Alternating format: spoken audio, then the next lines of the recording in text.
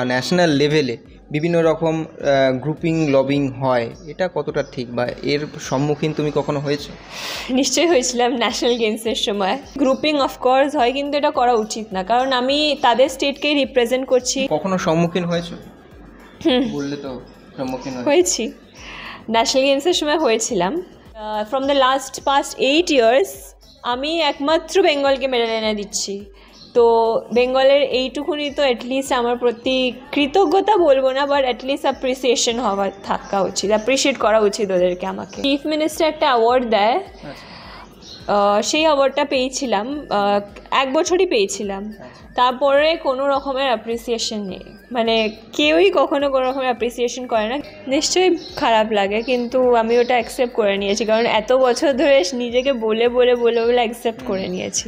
আমরা একটু র্যাপিড ফায়ারে যাব, ডিপ্লোম্যাটিক উত্তর দিলে কিন্তু হবে না, প্রশ্ন অ্যান্ড অ্যান্সার। মোহনবাগান নাকি ইস্ট বেঙ্গল? ফুটবল ফ্যান না, বাট স্টিল মোহনবাগান অফকোর্স। আচ্ছা,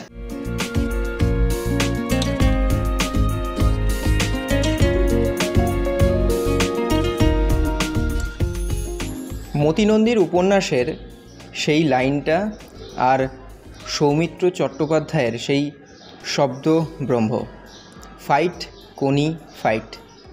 আর আমাদের কোনি, আমাদের বাংলার বর্তমানের কোনি এই মুহূর্তে আমাদের সঙ্গে রয়েছে সৌবৃত্তি মণ্ডল। শেষবার ন্যাশনাল গেমসে দুটো জোড়া সোনাজয়ী সাঁতারু, এবং আগামীতে তার অনেক বড় একটি লক্ষ্য রয়েছে, এবং মাত্র কয়েকদিনের জন্য ঝটিকা সফরে কলকাতায় এসছেন, এবং সেটাও কিন্তু সাঁতারের প্রয়োজনেই। এবং এই মুহূর্তে মাত্র 24 ঘন্টা তিনি বাড়িতে রয়েছেন, তার মধ্যেই আমাদেরকে সময় দিয়েছেন। আমরা এই মুহূর্তে রয়েছি হাওড়ার শালকিয়াতে, সৌবৃত্তি মণ্ডলের বাড়িতে। এবং কয়েকদিন আগেই এক্সট্রা টাইমের যে অনুষ্ঠান তুমি না থাকলে, সেখানে সম্মানিত হয়েছেন সৌবৃত্তির বাবা ও মা, এবং ও থাকতে পারেনি সেখানে, কিন্তু আমাদেরকে একটা বার্তা পাঠিয়েছিল, সেটা আমরা এক্সট্রা টাইমের পর্দায় দেখিয়েছি আপনাদের সকলকে। এবং প্রথমে বলো, কেমন আছো? খুব ভালো আছি। আচ্ছা আচ্ছা, সেদিনকে তোমার মা আমাদের অনুষ্ঠানে একটা কথা বলেছে যে তোমার এই নামটা নিয়ে, এই নামটার মানেটাও, মানে এই নামের মানেটা কি সেটাও বলেছেন, কিন্তু স্কুলে যখন পড়তে বা তখন এই কঠিন নামটা নিয়ে কি কখনো কিছু হয়েছে বন্ধুদের সঙ্গে? হ্যাঁ, অনেক, মানে আমার বন্ধুরা মোস্টলি আমাকে সুইমার, সৌ মণ্ডল এই বলেই ডাকতো, কারণ কেউ আমার পুরো নামটা উচ্চারণ করতে পারতো না। এখনও পর্যন্ত অনেক লোকেরাই মোস্টলি আমার নামটা উচ্চারণ করতে পারে, সৌবৃদ্ধি, সৌমৃদ্ধি, সুমৃদ্ধি এইসব বলে। আচ্ছা, তো সৌবৃদ্ধি নামটা কেউ উচ্চারণ করতে পারে না। স্কুলে এখন মানে বন্ধুরা এখনো ওই বিভিন্ন ছক নামে ডাকে। আচ্ছা আচ্ছা, বাবা মায়েরা বলে যে বেশি জলে থাকবে না, জলে থাকলে ঠান্ডা লেগে যাবে, এই কথাটা কতটা সত্যি? আমার মনে হয় ঠান্ডাই কাটতে পারে, জলে লাগলে ঠান্ডা লাগবে, এটা একটা মিথ, এগুলো সত্যি না। ঠান্ডা থাকে না, অনেকে বলে বাচ্চা ছেলেমেয়েরা যখন থাকে এই বেশিক্ষণ জলে থাকবি না বা পুকুরে থাকবি না। না, কিছু আমার তো কিছু হয়নি, তো মনে হয় না। হতে পারে শীতকালে, হতে পারে ঠান্ডা লাগতে পারে, জলের ওপরে ডিপেন্ড করে কোন জলে আছো। পুকুরের জলে ঠান্ডাটা বেশি লাগে, সুইমিং পুলে সেরকম কিছু লাগে না। হ্যাঁ, তো সাঁতারে কিভাবে এলে সেটা যদি একটু বলো, পুরোটা জার্নিটা যদি একটু বলো। সাঁতারে আমি ছোটোবেলায় এসেছিলাম, প্রথমত আমার ফ্ল্যাট ফুট ছিল, তাই জন্য আমার পিসি সাঁতার কাটতো। তো পিসি রোজ সাঁতারে যেত, তখন ডাক্তার বলে যে আমাকে সাঁতারে দিতে, তখন পিসির থ্রুই আমি আর আমার দিদি দুজনেই সাঁতার কাটতে যাই শালকিয়া সুইমিং অ্যাসোসিয়েশনে। তো তখন আমার দিদি পিসি দুজনেই ছেড়ে দেয়, কিন্তু আমি করতে থাকি। ওরা দুজনেই পড়াশোনায় ভালো ছিল, সৌমশ্রী মণ্ডল আর সায়নিকা মণ্ডল। সায়নিকা হচ্ছে আমার পিসি আর সৌমশ্রী আমার দিদি। তো ওদের জন্যই সাঁতারে যাওয়া মেনলি, তারপরে তো ধীরে ধীরে ধীরে ধীরে করা। এবার শুনেছি তোমার মায়েরও একসময় সাঁতারু হওয়ার ইচ্ছে ছিল, কিন্তু সেটা হয়নি, কিন্তু সেটা তোমার মধ্যে দিয়ে হয়েছে। এটা কতটা আনন্দিত যে তুমি এখনো পর্যন্ত এতটা যতটুকু আসতে পেরেছো তাতে এতটা সফল? অনেক খুশি। আমার মামা সাঁতারু ছিলেন, আমার মামার ছেলেও সাঁতারু ছিলেন। তারপরে মানে আমার মামার বাড়ির ব্যাকগ্রাউন্ডটা স্পোর্টসে, তো আমার মায়ের লিগামেন্ট টিয়ার হওয়ার পরে আমার সুইমিংটা জয়েন যখন করেন, তখন আমার মায়ের অনেক ইচ্ছা হয় সাঁতার কাটার, কারণ ইন্ডিভিজুয়াল স্পোর্টস অনেক এক্সাইটিং। তো তার জন্য কিন্তু মা যখন পারেনি, আমি যখন মায়ের স্বপ্নগুলো পূরণ করছি সেটাতে আমার খুব খুশি হয়। কারণ আমার মা স্টেপ বাই স্টেপ একটা টার্গেট দিয়েছিল আমাকে লাইফে, কিন্তু আমার মা ভাবতে পারেনি যে আমি এতটা আগে গিয়ে আসবো। মানে জীবনের প্রথম কোচ মাই। একদম নিশ্চয়ই, প্রথম কোচ মা। সবার ডায়েটিশিয়ান থাকে, আমার ডায়েটিশিয়ান মা, আমার এক্সারসাইজের ট্রায়াল অ্যান্ড কোচ মা, আমার সব গাইডেন্স আমার মাই। আচ্ছা, মানে সেদিনের অনুষ্ঠানটা একেবারে যথার্থ ছিল বোধহয়। নিশ্চয়ই, একদম। আমি কখনো ভাবিনি এরকমভাবে প্যারেন্টসদেরকে ফেলিসিটেট করা হবে, কারণ কখনোই করা হয়নি, কিন্তু যখন এটা করা হয়েছে তখন আমার খুব আনন্দ হয়েছে। আচ্ছা, এই যে ধরো মানে এই সাঁতার করতে গিয়ে তো পড়াশোনার বিভিন্ন সময় হয়তো ক্ষতি হয়েছে, সেক্ষেত্রে পড়াশোনা প্লাস সাঁতার এই দুটো কীভাবে এগিয়ে নিয়ে যাচ্ছ বা এখন কি করো? পড়াশোনা বলতে আমি অগ্রসেন বালিকা শিক্ষা সদনে পড়তাম লিলুয়াতে। তো সেখানে ওরা কোনো রকমভাবেই আমাকে সাপোর্ট করেনি স্পোর্টসকে। তো তখন ওরা বলেছিল যে তোমরা যদি এইটুকুনি মার্কসে অ্যাটেন্ডেন্স না আসে তাহলে তোমাকে আমরা আবার রিপিট করাবো। তো যার জন্য আমার মানে ওই স্কুলটা ছেড়ে গুরুকুলে যাওয়া, গুরুকুলের লিলুয়াতেই। তো সেখানে আমাকে যত রকমের সাহায্য সেটা সবাই মানে গুরুকুলের প্রত্যেকজন করেছে, প্রিন্সিপাল থেকে শুরু করে টিচার্স, আমার ফ্রেন্ডস, আমার একটা প্রিয়াংশু বলে বন্ধু আছে, ওরা সবাই আমাকে নোটস দেওয়া, স্কুলে যখনই যেতাম 3 মাস 6 মাস পরে ওরা সবাই আমাকে মানে কোঅপারেশন করে সব নোটস বাগেরা সব কিছু দিত। তো পড়াশোনা তো খুবই ইম্পর্টেন্ট, যত না স্পোর্টস করো সেটা ইকুয়ালি পড়াশোনা তোমাকে ইম্পর্টেন্ট রাখতেই হবে। কারণ স্পোর্টসে তুমি হতে পারে এমন কোনো টাইমে মাইন্ড কাজ করছে না, তখন তুমি পড়াশোনা করে সেটা মাইন্ড ফ্রেশ করতে পারো। তো পড়াশোনায় আমি অনেক হেল্প করেছি, আমার স্কুলের সবাই, আমার দিদি আমার সব প্রজেক্ট করে দিত। তো সেরকমভাবে আমার সব এখন আমি পড়তাম অ্যাডামাস ইউনিভার্সিটিতে, কিন্তু এখন গ্র্যাজুয়েশনের পর আমি এখন ফিলহাল কিছু করছি না। আচ্ছা, বহুদিন পর বাংলা গর্ব করার মতন একটা সোনার মেয়ে পেল, এই জিনিসটাতে এইটা তোমার কেমন লাগে? যে আমরা বলি যে বাংলায় অ্যাথলিট হারিয়ে যাচ্ছে, আমরা বলি বাংলা জাতীয় গেমসে পিছিয়ে যাচ্ছে, সেখানে দুটো সোনার পদক তুমি যখন হাতে করে দেখাচ্ছিলে কার্যত আমাদেরকে, মানে আমরা গর্বিত হচ্ছিলাম যে এখনও বাংলা তার মানে হারিয়ে যায়নি, বাংলা এখনও সোনার পদক জেতে। এই জিনিসটা তোমার কেমন লাগে? এটা আমার যখন আমি প্রথম সোনাটা পাই তখন আমার কাছে অনেক জনের ফোন এসেছিলো যাদেরকে আমি চিনিও না। সেটাই আমার সব থেকে ভালো লাগছিলো, সবাই আমাকে সবাই ইনভাইট করছিল, সবাই ওয়েট করছিল আমি কখন কলকাতায় আসবো। যখন আমি পদকটা জিতলাম তার থেকেও বেশি খুশি তখন আমার হলো যে এত লোকেরা আমাকে অ্যাপ্রিসিয়েট করার জন্য এলো। কারণ আমি তার কিছু মাস আগেই সিনিয়র ন্যাশনালে 3টে গোল্ড পেয়েছিলাম, যেখানে আমার না নিউজ পেপার না কোনো রকমভাবে কোনো জায়গায় কেউ কোনো নাম পায়নি। তো হঠাৎ করে যখন এত রকমের অ্যাপ্রিসিয়েশন, এত রকমের লোকেরা ফোন করছিল, আমার খুব আনন্দ হয়েছিল। সমস্ত কিছু হয়তো ধাওয়া করে ক্রিকেট, ফুটবল বা বিভিন্ন স্পোর্টসের দিকে, তোমার কি আক্ষেপ হয় কখনো যে সাঁতারের দিকে বা এই যে খেলাগুলোর দিকে এতটা লাইমলাইট আসে না?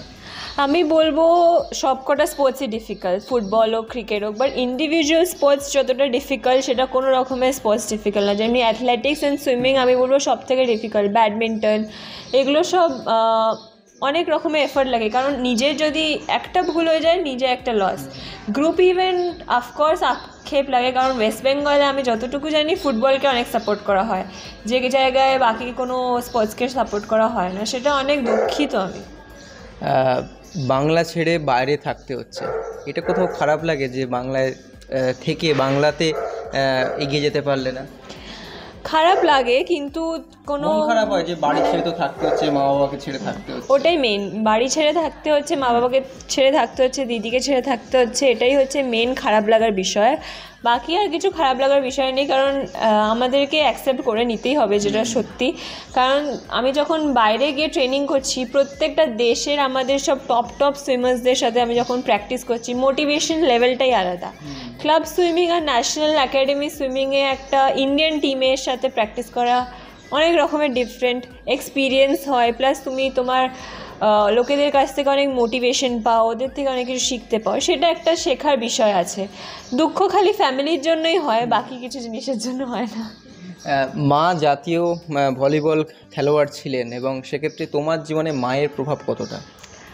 মায়ের প্রভাব হচ্ছে আমার জীবনে 99% নিশ্চয়ই, 1% নিজের প্রথম কোচ। নিশ্চয়ই প্রথম কোচ, এবং প্রত্যেকটা লাইফের ডিসিশন এখনও পর্যন্ত আমার মাই নেয়। মা আমাকে সব কিছু শেখায় এখনও পর্যন্ত, কি কখন কোথায় যেতে হবে, আমি যদি বাইরে যাই কি খেতে হবে না খেতে হবে সব বারণ করে দেয়, সেগুলো আমি মেনটেন করি। এবং আমার মা, যে আমি বলবো আমার মা স্পোর্টসে ছিল বলেই আমার মা আজ আমাকে এত দূর এগিয়ে আনতে পেরেছে। কারণ যারা স্পোর্টসে থাকে না তারা হয়তো ইন্টারনেট বা লোকেদের কাছ থেকে জেনে ইন্টারেস্ট আসতে পারে, কিন্তু আমার মায়ের ইন্টারেস্টটা আগে ছিল বলে আমার মা এত পরিশ্রম করে আমার মা আমাকে এত দূর এগিয়ে নিয়েছে। মানে ধরো কোনো একটা ইভেন্টের পর যদি কোনো ভুল হয় বা ডায়েটের বিভিন্ন বিষয় থাকে, বাইরে থাকো, সেক্ষেত্রে সেই সবগুলোই কিন্তু মা এখনও দেখে দেন। এখনও দেখে দেন। আমাদের দিল্লিতে ডায়েট আছে, কিন্তু মানে ডায়েটিশিয়ান আছে, কিন্তু তাও আমি এখনও পর্যন্ত একটু হলেও মায়ের ডায়েটটা ফলো করি। আচ্ছা, এই যে তুমি যে ইভেন্টে সাঁতার কাটো, এবং আমরা দেখেছি সাঁতারের বিভিন্ন রকমের তো ভাগ হয়, সেক্ষেত্রে ইংলিশ চ্যানেল পার বা অনেকে আমরা দেখি যে গঙ্গা পেরোনো বা বিভিন্ন ইভেন্ট থাকে, এই প্রসেসগুলো কীভাবে আলাদা বা তুমি যেটা করো সেটা কতটা ডিফিকাল্ট, এটা যদি একটু বলো। আমি বলবো নর্মাল সি সুইমিং আর কম্পিটিটিভ সুইমিং অনেক ডিফারেন্ট। কম্পারেটিভ সুইমিংয়ে অনেক বেশি কী বলে এফর্ট লাগে, অনেক বেশি প্র্যাকটিস করতে হয়। সি সুইমিংয়ে আপনি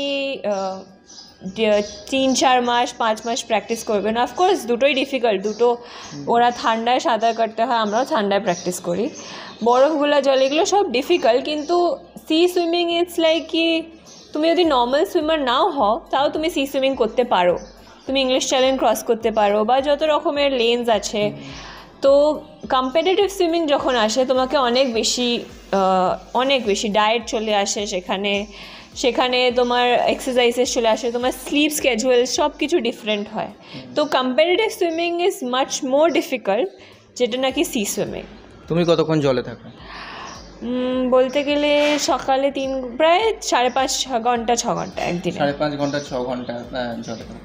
আচ্ছা, এখন আমরা বিভিন্ন জায়গায় এখন যখন খবর করি বা বিভিন্ন শুনি যে ন্যাশনাল যখন মিট হয় বা ন্যাশনাল লেভেলে বিভিন্ন রকম গ্রুপিং লবিং হয়, এটা কতটা ঠিক বা এর সম্মুখীন তুমি কখনো হয়েছো?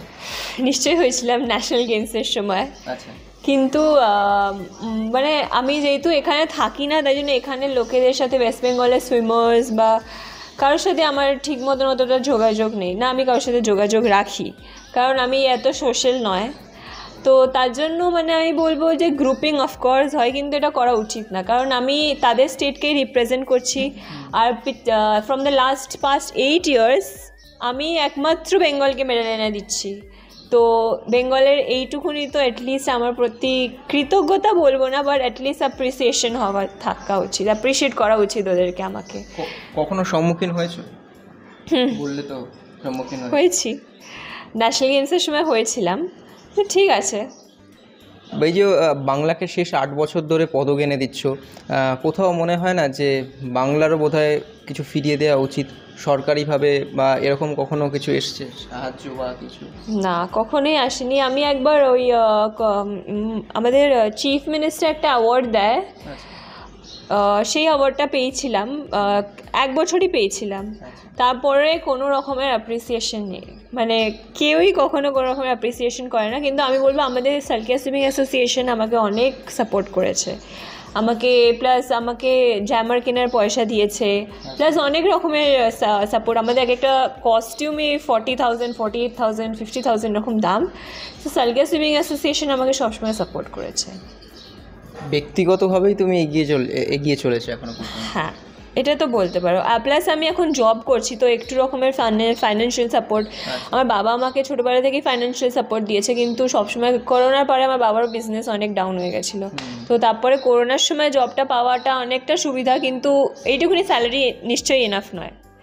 আমার কি মনে হয় না যে যখন বা ফুটবলের ক্ষেত্রে আমরা দেখি বাংলা যখন সন্তোষ ট্রফি জেতে, তখন সেই খেলোয়াড়দেরকে সরকারি চাকরিতে হয়। তুমি জাতীয় পর্যায়ে বাংলার প্রতিনিধিত্ব করো, শেষ 8 বছর ধরে পদক দিয়ে এসছো, সেক্ষেত্রে তোমাকে কিছু ফিরিয়ে দেওয়া হলো না, সেই আক্ষেপটা হয়? নিশ্চয়ই খারাপ লাগে, কিন্তু আমি ওটা অ্যাকসেপ্ট করে নিয়েছি, কারণ এত বছর ধরে নিজেকে বলে অ্যাকসেপ্ট করে নিয়েছি। হ্যাঁ, যাই হোক, অনেক টাফ কথা হলো, একটু হালকা কথায় আসি। মা বাবা কতটা তোমাকে হেল্প করে? মায়ের কথা শুনলাম, একটু বাবার কথা বল। বাবা তো বলছি ছোটোবেলা থেকে ফাইন্যান্সিয়ালি সাপোর্ট করে। মা যখন থাকে না, বাবা দিদি মিলেই বাড়ি সামলেছে, দিদি অনেক স্যাক্রিফাইস করেছে। তো মানে মা আমাদের জীবনে অনেক ইম্পর্টেন্স রাখে। ও আমার মাকে ছাড়া ছোটোবেলা থেকে ছিল, বড় হয়েছে বাবার সাথে। বাবা আমাকে সকালবেলা প্র্যাকটিসে নিয়ে আসতো, স্কুলে নিয়ে আসতো, কারণ টাইম টু টাইম আমাকে এসে খেতে হতো, প্র্যাকটিসে যেতে হতো। প্লাস মানে আমার যখন বোর্ড সেকশন দিতে যাই, আমার দেওয়াকি মেমোরিয়াল, নর্থ 24 পরগনা, ওদিকে দূর, বারাসাতের কাছে, সেখানে আমার বাবা দিয়ে আসতো স্কুটি করে, নিয়ে আসতো। মানে আমার বাবা সব জায়গায় আমাকে মানে যতটুকু আমার বডিটাকে রেস্টে রাখা যায় সেই সব যত রকমের, প্লাস ফাইন্যান্সিয়াল সাপোর্ট, সব কিছু। ন্যাশনাল গেমসে এবার টার্গেট কি? সিনিয়র ন্যাশনালস আসছে এখন। সিনিয়র ন্যাশনালসে আমার টার্গেট হচ্ছে আমার প্রত্যেকটাতে আমার বেস্ট টাইমিং দেওয়া, আমার বেস্টটা দেওয়া, বাস, আর কিছু না। আগামীতে কি অলিম্পিকের ওই পোডিয়ামে ওঠার স্বপ্নটা দেখো? নিশ্চয়ই দেখি, অফকোর্স পোডিয়ামে ওঠার স্বপ্ন কার না থাকে, কিন্তু আমি একটা জিনিস বলবো যে আমি হয়তো ছোটোবেলা থেকে যদি আরও কোনো বেটার ট্রেনিং পেতাম, নিশ্চয়ই আমি পেয়েছি বেটার ট্রেনিং, বাট এটা বেস্ট নয়। আমি বিশ্বজিৎ ঘোষের কাছে প্র্যাকটিস করতাম ছোটোবেলায়, সন্তোষ গুপ্তা, এদের কাছে আমি সব সাঁতার শিখেছি। কিন্তু আমি এখন প্রেজেন্টলি পার্থপ্রদীপ মজুমদারের কাছে প্র্যাকটিস করি। তো তিনি অনেক রকম USA, অস্ট্রেলিয়া, সব জায়গা থেকে শিখে, সব জায়গায় ট্রেনিং করে, অলিম্পিয়ানসদের সাথে থেকে, তো নলেজ অনেক বেশি হয়। তো এখানে যেরকম ট্রেনিং পায়, ওখানে যেমনি ট্রেনিং পায়, সেটা অনেক ডিফারেন্ট। তো আমার মনে হয় ছোটোবেলা থেকে যদি সেই জিনিসটা আমি পেতাম, তাহলে আমি হয়তো আজ অনেক আরও এগিয়ে যেতে পারতাম। মানে তুমি কি মনে করো যে ভবিষ্যতের সৌবৃত্তি যারা তৈরি হবে তাদের জন্য এই গ্রাসরুট লেভেলে এই উন্নতিটা প্রয়োজন? হ্যাঁ, মানে নিশ্চয়ই প্রয়োজন। আমি শুনলাম বেঙ্গলে একটা সুইমিং একাডেমি খুলেছে, তো সেখানে আমি চাই কি ছোটো যারা বাচ্চা তাদেরকে ছোটোবেলা থেকে এলিট ক্লাস ট্রেনিং দেওয়া হোক, মানে স্ট্রোক বলা হোক, যত রকমের ইকুইপমেন্টাল, যত রকমের মানে ড্রায়াল অ্যান্ড এক্সারসাইজেস সব কিছু হয়, তাদেরকে ছোটোবেলা থেকেই শেখানো, যাতে বড় বয়সে গিয়ে তাদের শিখে ততটা টাইম ওয়েস্ট না হয়, যাতে তারা আরও এগিয়ে যেতে পারে। আন্তর্জাতিক পর্যায়ে নেক্সট টার্গেট কি? না, নেক্সট টার্গেট বলতে গেলে তো আমার এশিয়ান গেমস, ওটাই আমার নেক্সট টার্গেট। ওটাই। আচ্ছা, আর অন্য কি খেলা ভালো লাগে? মানে সুইমিং তো করো, তার সঙ্গে আদার্স কি? সুইমিং আমার ভালো লাগে, প্লাস আমাদের দিল্লিতে ভলিবল কোর্ট আছে, আমি ভলিবল খেলি। আচ্ছা, মাও ভলিবল খেলো, তুমিও ভলিবলটা পছন্দ করো? আমি খেলতে পারি ভলিবল। আচ্ছা, আর হাইটটা কি একটা প্লাস পয়েন্ট? হতে পারে। আচ্ছা, প্লাস আমি ব্যাডমিন্টন খেলতে পছন্দ করি, এখন আমি ক্যারাম শিখছি। প্লাস আমার চেসটা শেখার খুব ইচ্ছা, কিন্তু ওটা অনেকটা মাইন্ড গেম, ওটা কোনো ভালো টিচার না শেখালে ওটা শেখা যাবে না। তো এই কটাই স্পোর্টস করি, বাস। আর আজকে বাড়িতে এসছো, মাত্র কয়েক ঘন্টার জন্য বাড়িতে এসছো, বা থাকবে এখনও কয়েকদিন, পুরনো বন্ধুদের সঙ্গে আড্ডা দিচ্ছ বা তাদের সঙ্গে সময় করার সময়? না, আমার এখানে বলতে গেলে আমার দুটো ফ্রেন্ড আছে। আচ্ছা, আমার স্কুলেরই ফ্রেন্ড, আদর্শ আর প্রিয়াংশু। তো ওদের সাথে এখন দেখা করা পসিবল না। আমি যখন এখান থেকে আবার বাড়ি ফিরবো কম্পিটিশন করে, তখন ওদের সাথে আড্ডা মারা হবে। আচ্ছা, আমাদের অনুষ্ঠান তুমি না থাকলেতে তুমি থাকতে পারোনি, ভিডিও দেখেছো নিশ্চয়ই, তো কতটা খুশি হয়েছে? আমার খুব ভালো লেগেছে যে আমার এরকম স্ক্রিনে ডিসপ্লে করেছে, তারপরে আমার বাবা মাকে এত সম্মান দেওয়া হয়েছে। আমি প্রেজেন্ট থাকলে হয়তো আমার আরও ভালো লাগতো, কিন্তু আমি ছিলাম না, একটুখানি খারাপ লেগেছে, বাট আমি খুবই ভালো লেগেছে। আচ্ছা, সৌভিত্তির সঙ্গে আপনারা পুরো সম্পূর্ণ সাক্ষাৎকারটা দেখলেন। এবারে আমরা একটু র্যাপিড ফায়ারে যাব, ডিপ্লোম্যাটিক উত্তর দিলে কিন্তু হবে না, প্রশ্ন অ্যান্ড অ্যান্সার, ঠিক আছে? গান শোনা না সিনেমা দেখা? গান শোনা। Favourite singer? কোনো ফেভারিট সিঙ্গার নেই, কিন্তু গান শুনতে ভালো লাগে। টেইলর সুইফটের গান খুব ভালো লাগে। আচ্ছা, ওয়েব সিরিজ নাকি সিনেমা হলে গিয়ে সিনেমা দেখা? Web series. সিনেমা হলে গিয়ে সিনেমা দেখা হয় না, মানে সময় নেই, ঘুম পায় যদি যাইও। চা না কফি? চা। আচ্ছা, কোল্ড ড্রিঙ্কস না ডাবের জল? ডাবের জল। ডাবের জল কেন? কোল্ড ড্রিঙ্কস আজ অব্দি টেস্ট করিনি। টেস্ট করোনি কখনো? আর ডায়েটের জন্য? আমার পছন্দই না, আমার সোডা পছন্দ না। আচ্ছা, পাহাড় নাকি সমুদ্র? দুটোই। আবার ডিপ্লোম্যাটিক? মোস্টলি সমুদ্র। বিরিয়ানি নাকি Chinese dish? Chinese. Shahrukh Khan নাকি সলমান খান? কোনোটাই না। কেউই না। বলিউড দেখো না? না, কাউকেই পছন্দ না। ওয়েব সিরিজ দেখো? ওয়েব সিরিজ হলো কারো ফিল্ম স্টারসে পছন্দ না। আচ্ছা, রোনাল্ডো নাকি মেসি? রোনাল্ডো। কালকে গোল পেয়েছে, যাই হোক। জল নাকি বিছানা? জল। জল মানে সবচেয়ে প্রিয় কোনটা? বিছানায় ল্যাদ খাওয়াটা বোধহয় পছন্দ নয়। জলেও শোয়া যায়। আচ্ছা, জলেও শোয়া যায় একেবারেই। রেস্টুরেন্ট নাকি মায়ের হাতের রান্না? মায়ের হাতের রান্না। মায়ের হাতের রান্না। শাড়ি নাকি jeans top or etcetera? Sari. Sari পরতে ভালোবাসো, বাহ। আর লাস্ট, মোহনবাগান নাকি ইস্ট বেঙ্গল? ফুটবলের ফ্যান না, বাট স্টিল মোহনবাগান অফকোর্স। আচ্ছা, বিরাট নাকি শুভমান গিল? বিরাট। বিরাট। যাই হোক, বিরাটও কাপ পেয়েছে এবং সৌপ্রীতিরও আগামী দিনে জাতীয় পর্যায়ে তার যা লক্ষ্য আছে সেই লক্ষ্যগুলো পূরণ হোক, আমরা সকলে চাইব। এবং আগামী দিনে সমস্ত লক্ষ্য পূরণ হোক এবং বাংলা থেকে গর্ব করার মতন আরও এক প্রতিভা বাংলাকে গোটা বিশ্বের দরবারে প্রমাণ করুক যে বাংলা এখনও হারিয়ে যায়নি, বাংলা এখনও পিছিয়ে থাকেনি, বাংলার সবার উপরে ছিল, আছে, থাকবে। আপাতত ধন্যবাদ সৌপ্রীতি। থ্যাংক ইউ, নমস্কার। Extra time.